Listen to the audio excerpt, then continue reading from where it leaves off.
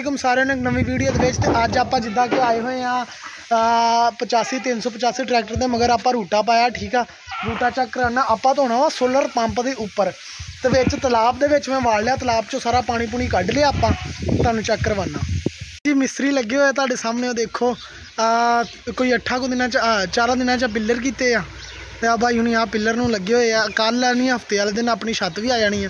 चलो इनू छड्डो, अपना तलाब आ, तलाब दे विच जिथे डंगर डुंगर नवाई दे उत्थे आपां वाल लिया वा जी। ट्रैक्टर नूं पिछले टायर उहदे अंदर कर लिया, रूटावेटर विच पाया होया नाल लाया होया ते इनू विच वाड़ के ते आपां इहदे ना साफ करनी आ। मोटर में चला ली आ ते सफाई शुरू करते हैं। तुहानू प्रैशर चैक करवा देना, पैप फट गया पिछों, प्रैशर चैक कर लो सोलर पंप का।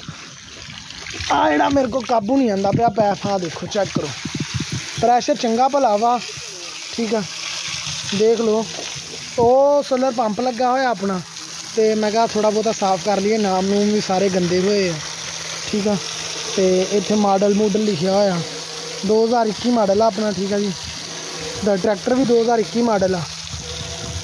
सफाई भी आप कर ली समझो, सफाई भी करके बाकी गल्लां तुहाडे नाल बाद चों करदे हैं।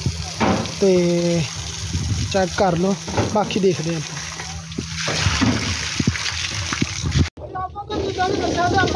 रूटावेटर साफ तो चलो सारे चेक करवाया सोलर वाले पंप का साफ किया। इन्ना प्रैशर आ बेहतरीन तरीके का साफ हो गया, कितने तुहानू मिट्टी कुछ नजर नहीं आएगा। देख लो हुण आपां इहनूं करांगे ब्लैक कलर, नाम लिखांगे अपने उहदे नाल ब्लू कलर के नाल, जिहड़ा आंदा उपर टापिया भी साइड ते होएगा कलर वो वाइट कलर होएगा। सारे जने कमेंट करके दस्सो कैसा होया।